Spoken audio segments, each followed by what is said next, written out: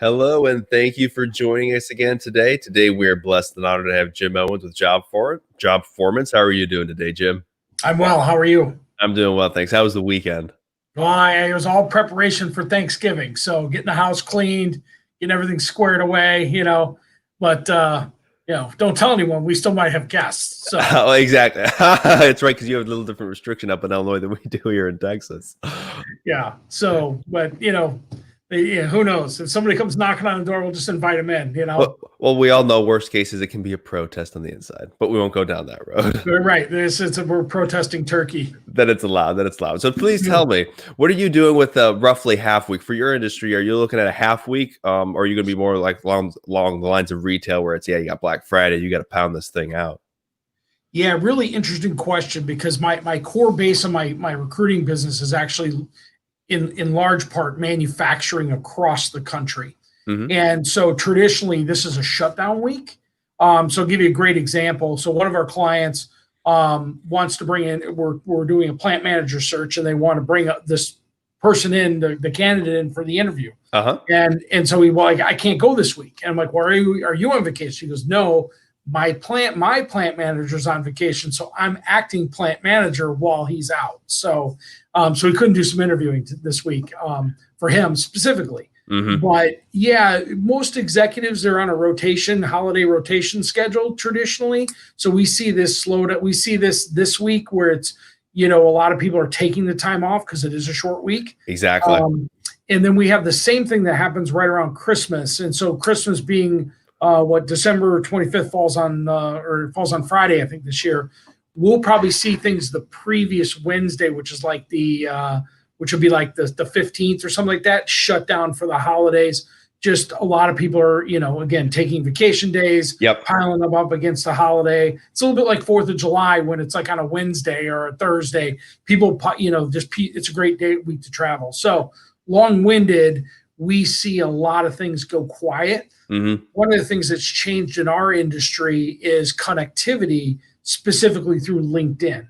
So like this morning, I spent my morning sending out notes to all of my, or I'm working on a project. So I was going through a list. So I sent notes out to those people via LinkedIn and via email. So, they're going to get it on their phone, and their phone is in their pocket. It's not like when I started this business 20 years ago, we'd actually call somebody's desk phone, leave them a message on their desk phone, and we wouldn't get it back till the following Monday or Tuesday.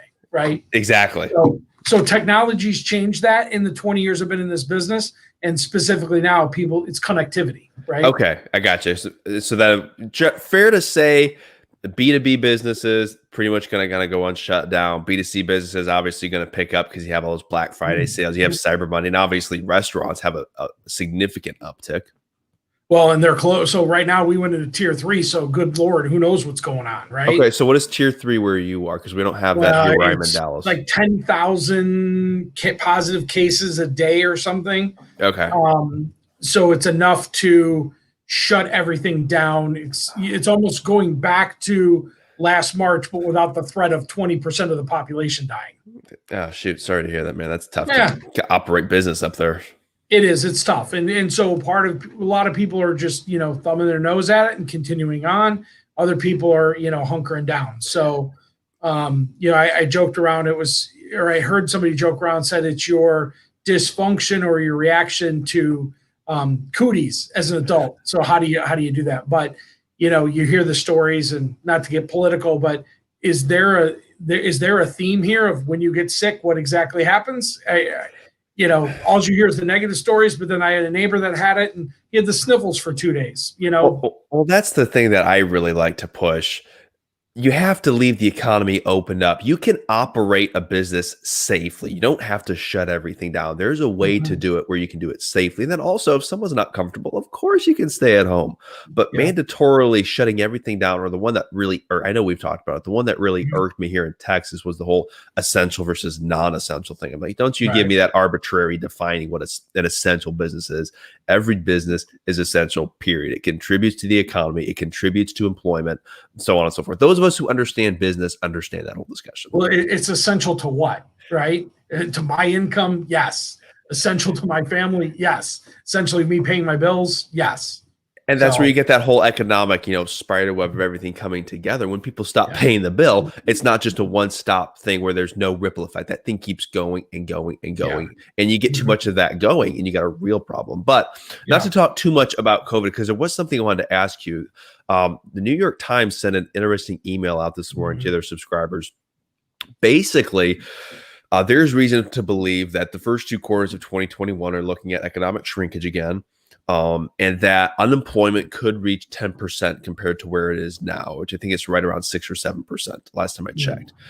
What does that mean for the small business community? Obviously, retaining talent is going to be critical. It's going to be Yeah. tough, but you're going to have to find a way. I know you always talk about culture, but talk to us a Mhm. little bit about what that's going to look like for those small businesses getting through the holiday season, and then, of course, Yeah. surviving that first half of the year 2021. Yeah, a couple of things jump at me there. The first one obviously is retaining the talent that you have, right? And even though that the economy is going to shrink, that's almost like gets us into HR, employee relations, right? And what are people? If you have to shrink, you're gonna cull the herd, right? So you're not going to take your two best people and say, "Sorry, this is Right. tough. Goodbye." Those are the people you want to save, or at least encourage. So you obviously the employee relation piece is if you're an owner of a business that traditionally is maybe a little bit more closed with what's going on, your people can see it. So might as well have that open conversation and say things are going to get tough. I mean, you look back at March of this last year, I had to go to my guys, go, hey, it's going to, everything's shut down. It's going to get really tough. We're going to work from home. When we get some, this is the plan, right? I can't stop you from looking for another job. I can't stop you from, finding a side hustle or something that to make ends meet, but I don't have anything for you. So I'm not going to be offended if you go, I was fully shut down. Yeah. Now, coming into this marketplace, if you're a small business and you see a dip down, you want to look at your good people and you want to make sure that they're, and this goes back to, I love this study from McKinsey. It's called The War for Talent, written somewhere in the late 1990s, I think 98. And, it talks about what is job satisfaction, right? And that goes back to you never work a day in your life if you do what you love. Well, what does that mean? And so they kind of dissect this. And the big one is work worth doing, right? And you want to make sure now if there's not much going on, and the restaurant business, right? There's the old saying, time for leaning, time for cleaning, right? Well, nobody wants to go in and clean when you're like the head chef, but you got to do those things that need to get done. And if things are slow, take your good people, pivot them, and say, hey, it may not be work worth doing, but it's work, right? It's engagement. Yes, it is totally engagement.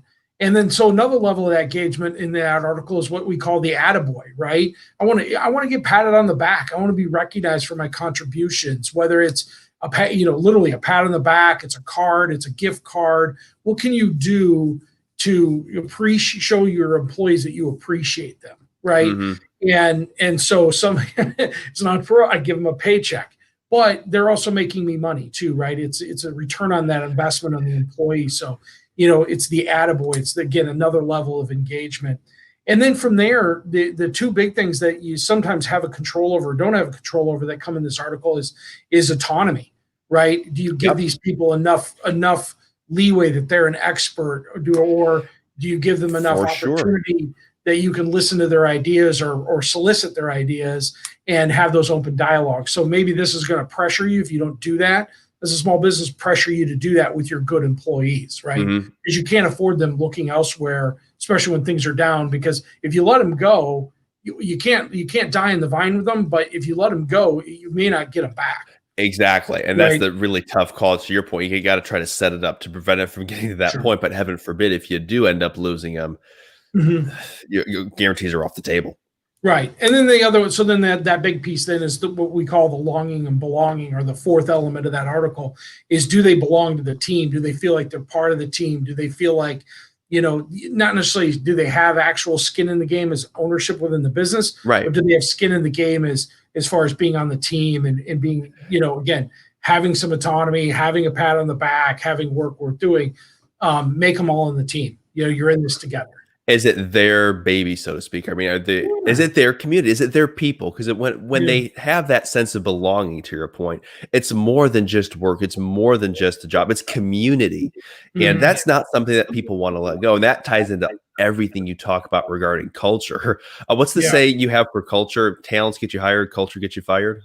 Yeah, yeah, hired for credentials, fired for culture. There you go. And, Okay. and to your point though, right? When I sit down with somebody, Thanksgiving, hey, what do you do for a living, or what do you do, or how's work? Are so much of what we do is wrapped up on, or so much of who we are is wrapped up in what we do, Hmm. and so that's a key piece of it. If you're an owner or even a manager of people, thinking about your folks in a level of job satisfaction, building those relationships is key. So I've got a question for you on one of the points you brought up: recognition. Hmm. That varies what what each when you talk about like generational preferences and things like that, generational values. Hmm. How would you recommend small businesses go about that whole recognition process? Because obviously, for example, the executive is going to have a different value on certain recognition than a millennial. Hmm. How do you kind of go about that by creating good recognition systems where you can Yeah. recognize them and give them that qualitative component that they need? Because obviously, Yeah. it's going to vary a lot. But what would your advice and guidance be on that? Yeah, I found two personal examples where I think it's kind of fun, and we just referenced one of them this morning. But a couple of years ago, I had a lady on our staff, Kristen, and she was a health nut and Uh-huh. and loved to work out, and it was one of those things like I'll be late to work today because I couldn't get a shower at the health club quicker or whatever. And so I kind of always chuckled about that, and she put up a health chart, right, or a calendar, and like, did I work out today? Did I eat right? Today was check marks, right?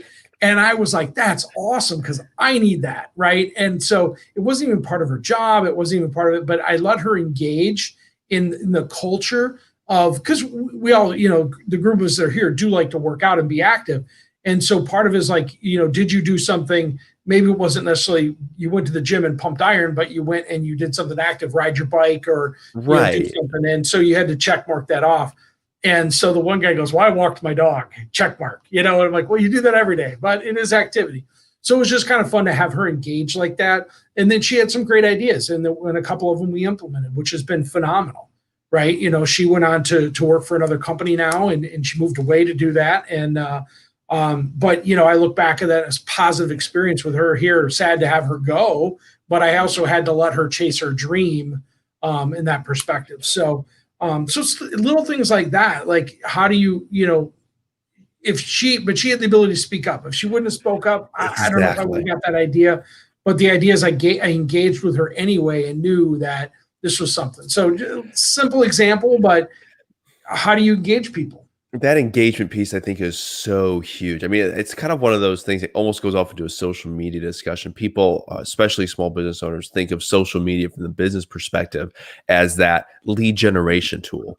Yes, it can, but social media is built around engagement. I think it's the same thing when you're looking at that internal organizational culture. You want a Yeah. healthy, strong, solid culture that doesn't, because there are those businesses where you walk into the room and you can like feel the culture in a positive Yeah. way. And the same way you obviously walk into a toxic culture, it's like, bam, something's seriously off here. Well, and I'll give you a great example too, and I don't have a great reference for this, but I think about like my parents' generation, who 70 plus, very private, very quiet, Right. don't get into my stuff. Even I laugh about like my brother and I talk about my parents. They're so private. Oh, dad fell and broke his hip last week. It wasn't like this morning, right? Dad was in the hospital, now he's out. It's none of your business, even though you're your kids, right? But then I look at like my nephew who's in his early 20s, and that generation, the more they know and the more you tell them, the more transparent you are, and the more, I don't call it honest, but they see you as engaged with them, because the simple answer is, if you lie to them, they can Google it, right? Yeah, exactly. And I think in the one movie, Interns, with Owen Wilson, he's like, Google has, is shortened my ability to BS somebody, right? And no, it's true though, because you want to make sure that you are transparent with especially with that generation, because transparency to them is honesty. It's and so I can look up and say, well, okay, well, were my parents dishonest with me about not telling me about dad falling and breaking his hip? No, they just didn't want us to worry about it. They just wanted, they could handle it. They're self-sufficient. Now A the younger different crowd, value. yeah. So I mean, so part of that engagement is almost you got to look a little bit at generationally what do these people need? What do they want from me? I heard a thing through Indeed about a year and a half ago. Like 75% of employees want their CEO to be an activist of some form. And I'm like, I've okay, seen that so study. what do you want me to be active? What do you want me, do you want me to, support, a wildlife foundation? Do you want me to support, the arts or what is it? Right. Children's Advocacy Center, it could be anything. Yeah. What do you want me to support you with? And so part of it, we here have a few over the years do a lot of golf outings with local charities and stuff, and Uh-huh. so we have a job fit report we give, which is a career coaching piece. We give that away. We engage that way. So, but again, I don't have this staff that's demanding me be an activist here and there. But this there's a thing up here that's called Clairwood Academy, and they do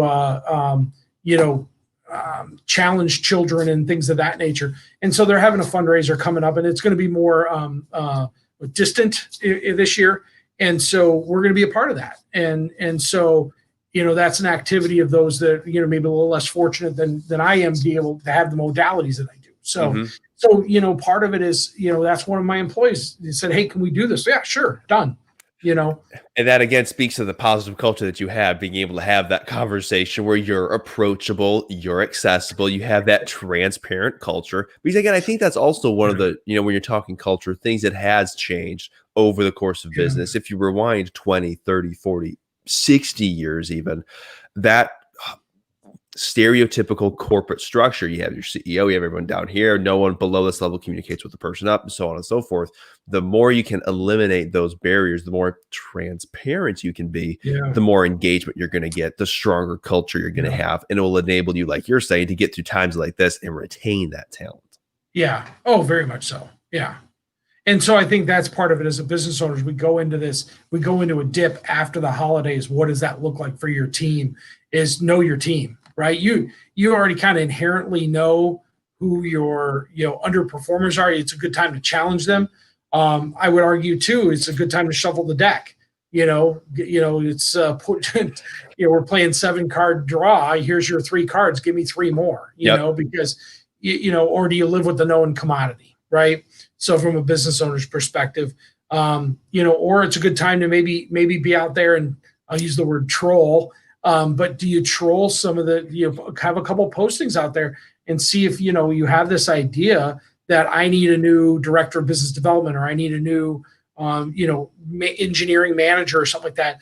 It's a good opportunity to see what's in the marketplace, because you may have some companies that really die out, and there's some diamond in the rough out there. For sure, don't be afraid to cast a net. Nothing hurts by casting a little bit of a net and having some of those. You can even have those conversations in a very joking manner. You go out for a round of golf. You can go shoot shotguns. You can go to a high school football game if it's allowed in your geographic area with everything going on. But you can have the. Go ahead.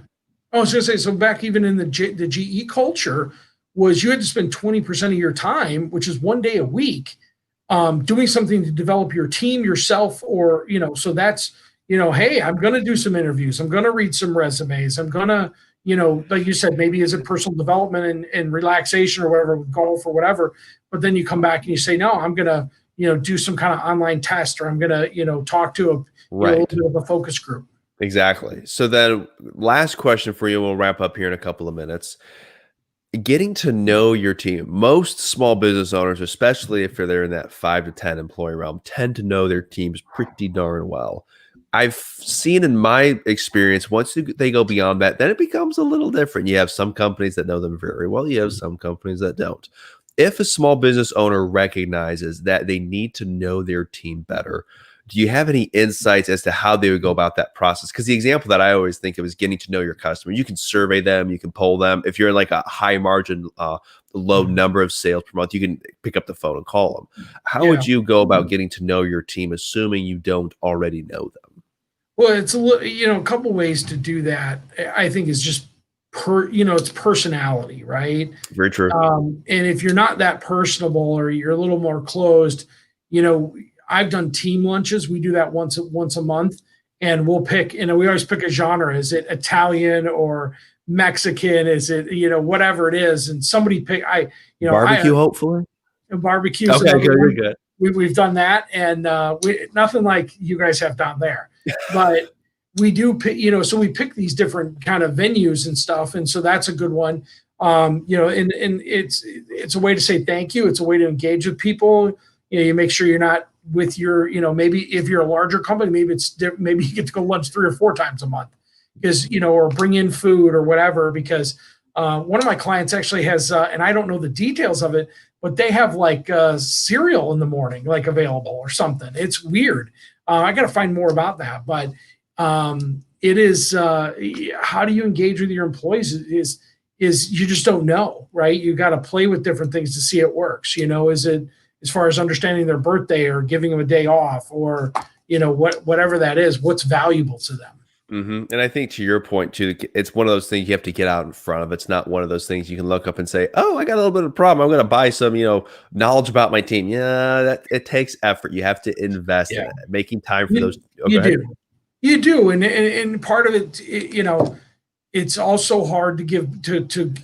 Is it easier to give bad news then? Some people say it's not. It's harder to give bad news. If your company's, you're gonna let somebody go or somebody makes a mistake, but maybe there's a little more grace in that if you know somebody better. And I'm willing to take that chance than not know somebody and deliver bad news to them. Absolutely. I can tell you personal experience that those conversations are much easier when you have an existing relationship, because again, you can be open and transparent. You always got to be honest regardless, but you can be more open, and it's easier to be more open and transparent when you have a working relationship, because it becomes collaborative then.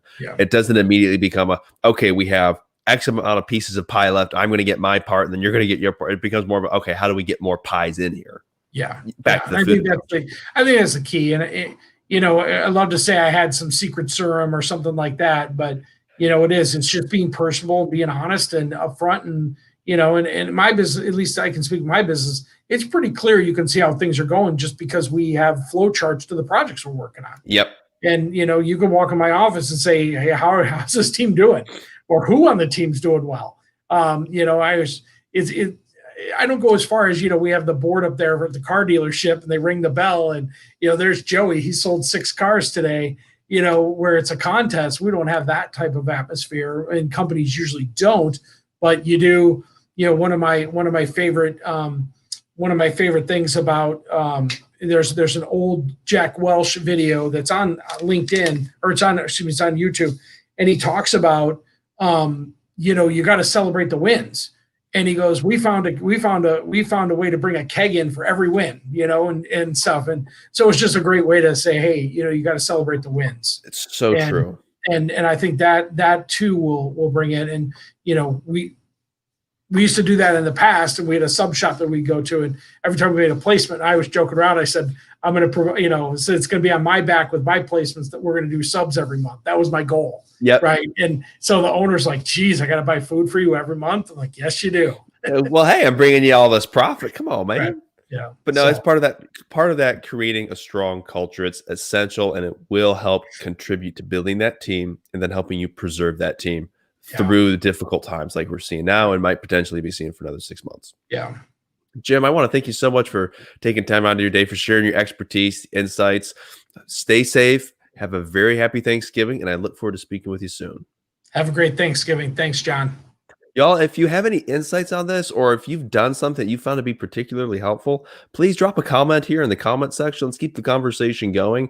If you've found something that works, let's share with some other small business owners. Let's keep the small business economy going, support local businesses, and remember, we're bullish on the American dream, and we're bullish on your future. Stay safe and have a happy Thanksgiving.